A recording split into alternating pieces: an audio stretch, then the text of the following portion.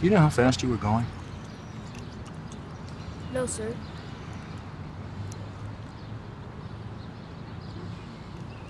Where do you guys get this energy?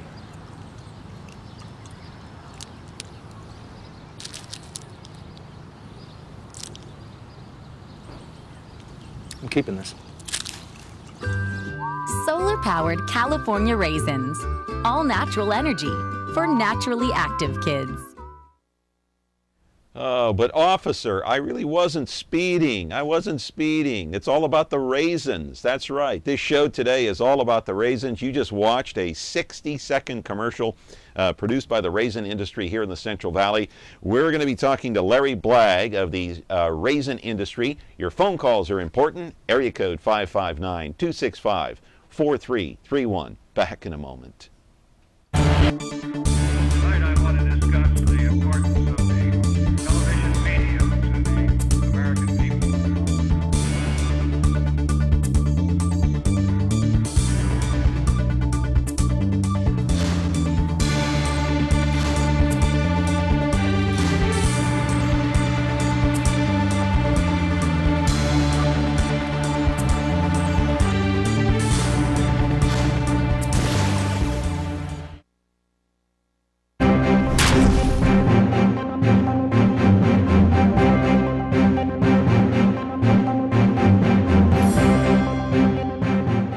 Well, yes, today is the focus on business, but you know what? The focus today is on the raisin industry. And usually I eat Raisin Bran for breakfast. Didn't have it today. I don't know why. I forgot what I ate for breakfast today. Doesn't matter. We're talking about raisins. It's a huge industry here in the Central Valley. It's a multi-million-dollar industry, and we've got one guy here to talk about it. Your phone calls are important too, 265-4331.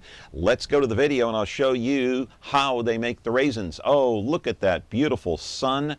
Is that a sunset or a sunrise? I'm not quite sure, but I'll tell you what, it's gorgeous right here in the Central Valley. As you see some of the grape farms, the raisin farms out there. There are some 3,000 raisin growers here in the Central Valley. 750 million pounds of raisins are grown each year here in California. That adds up to about 4.5 billion pounds of grapes. This, marks a huge dollar difference in terms of the raisin industry. It's a multi-million-dollar industry, as I said. We're the only place in the entire country where raisins are grown. Turkey is a very close second, and here's another small commercial showcasing raisins.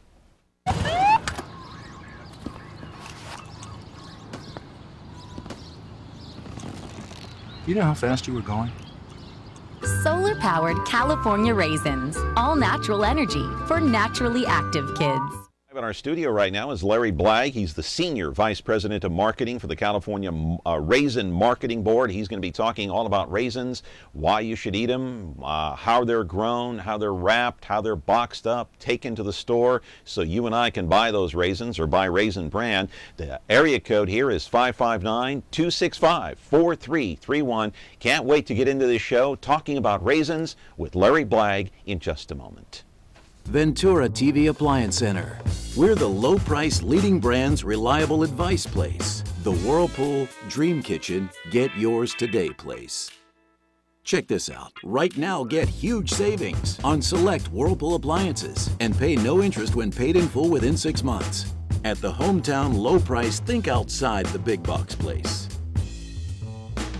Since 1951, Ventura TV Appliance Center. We're working hard to be your place. It's all about the raisins and how they're grown and how they're shipped and how they're sold right here in the Central Valley. The only place in the entire country where raisins are actually grown right here in the Central Valley. Some 3,000 raisin farmers or growers, and I'm pleased to introduce Larry Blagg from the raisin industry. How are you, Larry? Just fine. Hey, good to see you. All right, so we're talking raisins, and the growers here in the Central Valley, they sell them to how many countries across the world? We have active sales in 56 different countries around the world. That's amazing. That is simply amazing. So it's a huge industry. Now, how much of that goes overseas? About, what, 40, 50% of the crop? For years, we averaged around 30%, 33%, and then the numbers jumped up to about 45%, and have settled back a little bit to about 40% right now. In these economic times, of course, 2008 was the start of what many say is the second big recession. How has the raisin industry done during that time, the last 4 years of the economic decline? Oh, I think the raisin industry has done incredibly well. We've seen the field prices raised substantially over the last 4 years. We are completely in balance in terms of what we grow to what we sell. So, I think everybody in our industry is pretty happy with the way things have been going over the last 4 years. So you haven't seen a dip in sales then? No, we've not. Yeah. So it's the one industry that's really kind of stayed solvent pretty much. We've done, I think, as I said, I think our growers and packers are probably comfortable with the way the business has gone the last 4 years. How have you done it, do you think? Well, I think it's not only producing very good quality product. California raisins are second to none in the world, but I also think it's the marketing activities that we do around the world. We're the only producing country that actually advertises and promotes their products in the foreign market. And I don't know what Turkey does domestically in advertising there, but we're out on TV in a variety of forms and then print all the time. All right, let's go through the process now. We've got some videotape to show you here along with our viewers, and it's the picking process. That's what starts everything off as far as the raisins are concerned. But raisins, they actually start with the grapes. Is that correct? That's correct. As you can see, turn around there and take a look at some of the video there. It starts with the picking of the grapes. It does. We start picking raisins in August generally, and it runs through the first or second week of October typically.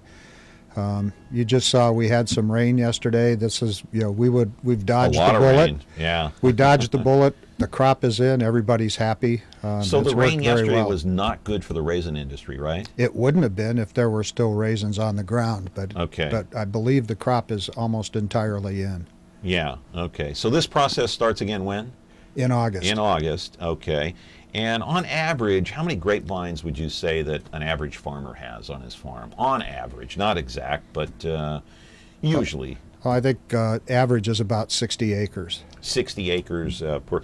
We've got another piece of video, which you brought along, and it shows after you pick the grapes, you put them down on paper. Let's talk about this process now. I think a lot of us are familiar with it. We've seen it driving along. There's boy, I'd like to just reach through that screen and grab a handful of grapes. That looks great, doesn't it?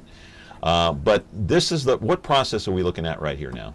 Well, you're looking at the typical process where we just have field workers go out and pick the grapes and put them on the ground. We've now transitioned to no, that's still on the ground. That's still the hand picked. Okay. And this is one of our growers, and he's just out inspecting to make sure that the field hands did a good job in actually picking the grapes. Right, and placing them down properly on the paper. And here's a stretch right here that we can see. How long will those grapes stay down on that paper there, on average? Well, on the hand-picked trays, they'll stay 2 to 3 weeks.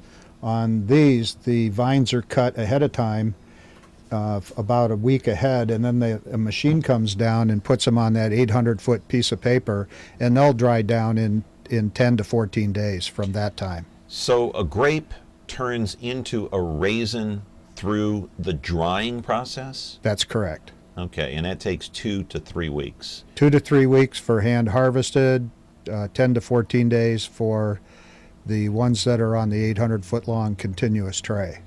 Right, and now how if those grapes are on the paper and they're drying, and a good thunderstorm comes in to our area and dumps a bunch of rain, how does that affect the grapes and the raisins?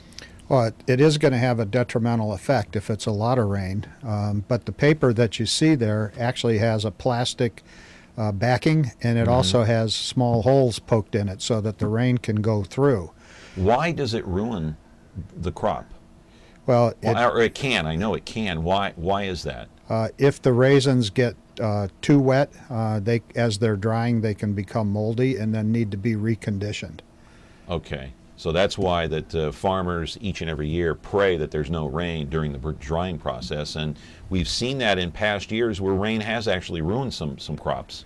Well, the last time we had a serious crop reversal would have been in 1978. Right. So this valley gets 11 inches of rain a year, and it almost does not rain at all from March until October. So we've been blessed to have the right place to grow our grapes, the right place to dry them, the right drying conditions in order to produce the best crop. And we've had minor rain issues a couple times in the last 10 years. Yeah, I remember there have been some minor incidents where maybe a few of the crops have been ruined, but nothing major since the 70s, like you said. Right, but nothing that would destroy the entire crop. Right, right. We're talking with Larry Blagg. He's from the raisin industry. Raisins are good for you. At least I think they are. We're going to talk to Larry about that and much more when we come back on Connect with Me. The telephone number here is area code 559-265-4331. Back, hopefully, with your phone calls. Fall for Me TV. This fall on Me TV, Remington Steel. It's definitely an emergency. Oh yeah, also Emergency. Please stay with me. And more familiar faces. You act like I've never been on television before. Me TV continues to deliver the shows you remember. I remember. And you may discover shows you've never seen before. Is that a threat? Fall for Me TV. For a complete schedule, go to MeTVNetwork.com.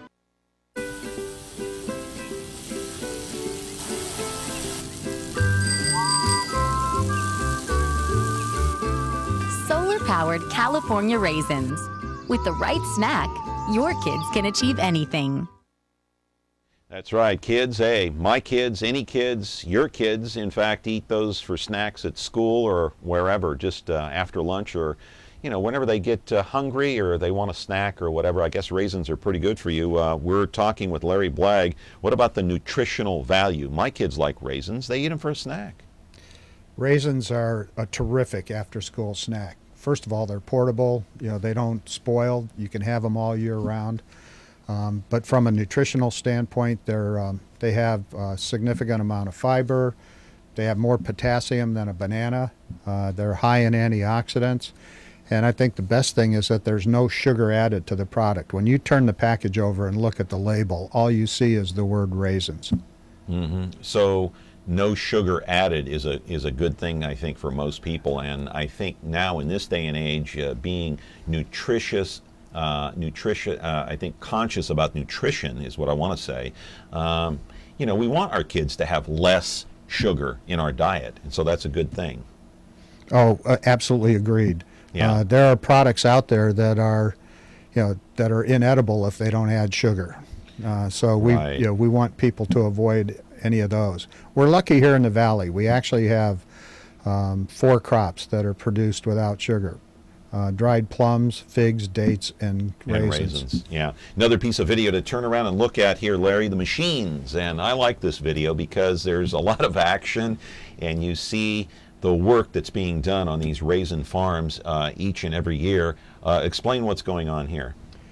Well, what's happening here is we've had, over the last 10 years, we've seen labor pretty much disappear out of this valley, and we have some concerns about our ability to hand harvest. And so we've Why has that labor gone away, do you think?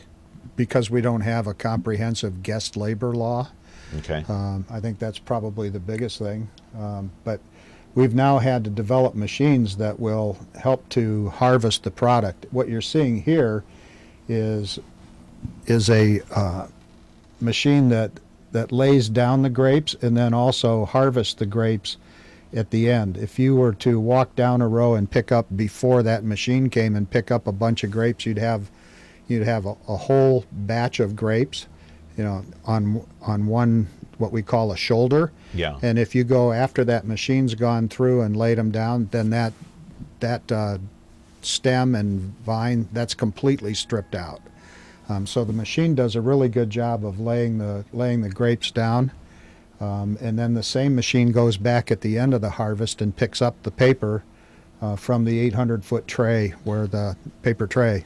I'm amazed at those machines, and I don't know how it's done. Maybe you can talk about it. How it doesn't destroy the grape or the raisin. It's amazing.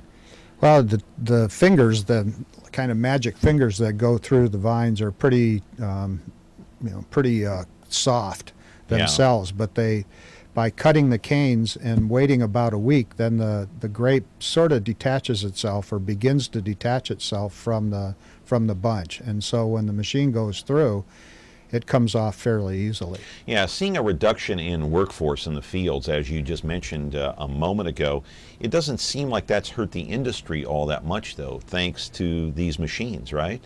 That's correct. They've been able to pick up the slack. One machine will do the work of 50 laborers in a field in one day. Right. We don't want to get into too much about the guest worker program, because then we're talking politics. We don't want to talk politics today. We want to talk about the raisin industry. We want to get into the next phase of this, because it is a huge process. It takes weeks to go from start to finish. Let's look at some of the wrapping as far as the grapes / raisins, because grapes, they turn those into raisins, and there we're looking at the wrap. Well, that's not the wrapping, that's the grapes actually on the ground again. Of course, eventually they will get wrapped. How so? The ones that are hand-picked are the ones that get wrapped. Okay. So you'll see later in this video where the workers are going through the fields and they're taking the tray and rolling it up. And the idea of rolling it up is to do two things. One is to prepare it to be picked up. Okay, and the second thing is that it allows the raisins that are in that roll to equalize in moisture. So it all comes out, there might be a little higher moisture, a little lower moisture in the ones that are on that tray, and it equilibrates, so it works out really well. And it looks like to me, and I've seen this many, many times, it doesn't look like you have to be all that delicate with the raisins. I mean, they're pretty durable. They are durable. Yeah, you don't have to worry too much about that. Right. And so this process takes how long would you guesstimate on average? The process of rolling them? Just rolling and wrapping, and then after they roll them and wrap them, what happens after that? Well, it takes a worker can actually pick and lay down grapes at the rate of about 350 to 400 trays a day. That's a lot. I've never counted how many rolls they can roll up, so I don't really know that answer. Probably depends on how fast the worker works and how fast he goes, because some of those fields they're miles long. I mean, it looks like, I don't know if it's miles, but it's a pretty long stretch in some of those vineyards there. And we're going to take a phone call here on Connect with Me. You are on with Larry Blagg from the raisin industry. How are you? Oh, fine, thank you. Go ahead. What's your question, ma'am? Well, I'm listening to him, and let me tell you, picking grapes is not the easiest work to do. No, it's not. I absolutely agreed. Yeah, I'll tell you my story, how I know about that. When I was still a teenager at home, my dad wanted to teach us a lesson that education was very important. So one summer, he decided that, hey, we're going to go pick grapes. My brother, my sister, and I got up real early, got ready, put on our pants and, scarves and everything. My mom packed us a lunch, and my dad, we all went to the grapes. By noon, we were home. It is hard work, and I applaud those people that can be out there in 100-plus degree weather picking those grapes so we can all enjoy them. But let me tell you, it taught us a lesson that, hey, you better get an education so that you don't have to work that hard. It's back-breaking work. There's no question about it. It is. I have a cousin, believe it or not. She's the daughter of my dad's oldest sister. Well, she got married, and she and my uncle and her husband would pick grapes every summer. Well, she put my uncle and her husband to shame. She did a lot better than they did. She would finish the row before they did, and she would pick more trays than they would. Mm-hmm. So let me tell you, this is hard work, but somebody's got to do it. But this weekend we had the Raisin Festival here in Viola. Oh, okay. Well, maybe Larry knows something about that. You should have had a dancing raisin character there as well. I have some of those dancing raisins, the little characters? I have about 4 of them. Very good. Yeah, I really like them. But this is a good show today that, let me tell you, a lot of people can get educated. That I even got to roll one summer. That one summer we got to roll. We went back. My dad says, you have to learn again that this is not easy work. And so we just went to watch how they rolled the trays. It took more than one outing for it to sink in, huh? Oh, yes. That's okay. It's a good lesson. Can I tell a story? Yeah, go ahead real quick. Thank you for the call. I really appreciate it. Go ahead, Larry. Yeah, just to add on to what that nice lady's saying is that every year we bring the winners from our raisin bread contest from Asia here, and we actually send them out in the field one morning and pick raisins or pick grapes to make raisins. They have to pick a whole row. Yeah. And they get a better appreciation for how hard that work really is, and also for the value of the product that they're buying. And value of the product, and we should also appreciate those workers and what they do for us. Exactly. And for the entire world. We produce so many raisins here. It's amazing. And you know, it's a good lesson. I may follow the same suit here with my kids. Teach them a little bit of a lesson too, what life is all about. It's not all about handouts, right? Hey, you got to work. You got to work. All right. We're going to continue work here on Connect with Me, and we're going to take a time out and be back with more of Larry Blagg's interview, including your phone calls, 265-4331. Ventura TV Appliance Center. We're the save energy, save time, save money place. The Energy Star qualified #1 rated high-efficiency Cabrio from Whirlpool Place. You heard right. Right now, save big on select Whirlpool Cabrio laundry pairs and pay no interest when paid in full within 6 months. At the hometown low price, think outside the big box place. Since 1951, Ventura TV Appliance Center. We're working hard to be your place.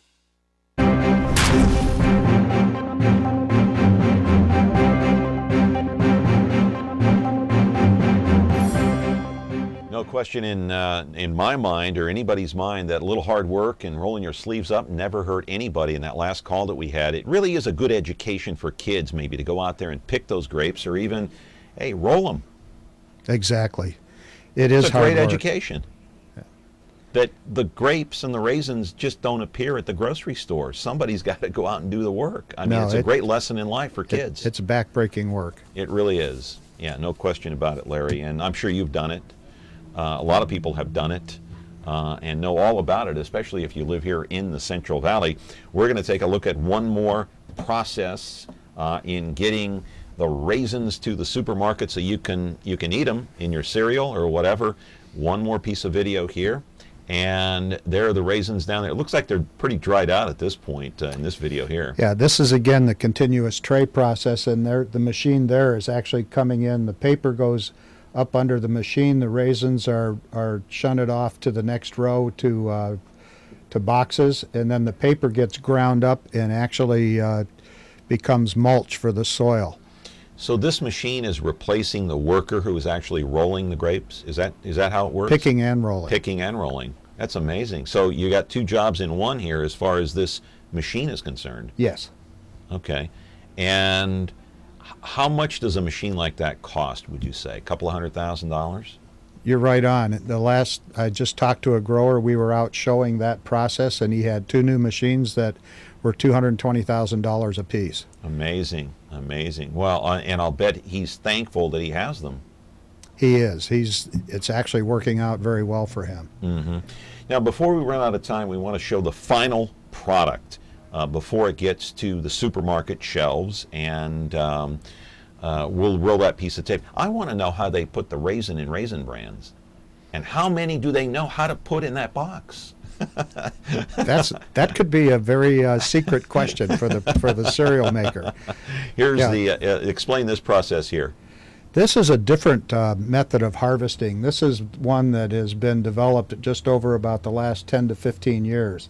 The grower here is Steve Kister. He's very active in the industry, very progressive, and what he's done is he's taken his grape trellises and put them up into an overhead configuration, and he's actually drying those raisins on the vine completely. Instead of the ground. Instead of the ground. And what advantage is there to having this?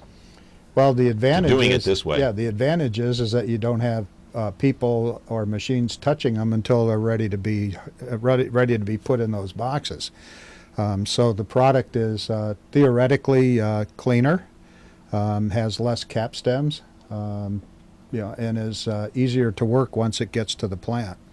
Is there a cleaning process? Explain that once they get to the plant, after they've been picked off the ground or even off the vine. Yeah, the processing that goes on in a plant is fairly simple.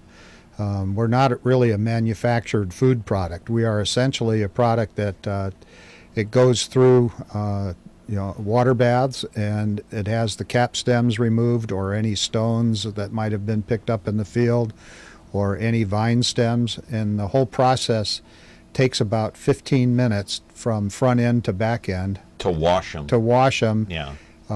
And then clean them up to the point where they're perfectly edible, and then they go into packages, whether it be the little boxes, snack packs, or any bigger sizes, or some of the packers that are in our industry only do 1,100-pound totes that they send right off to the cereal manufacturer from there.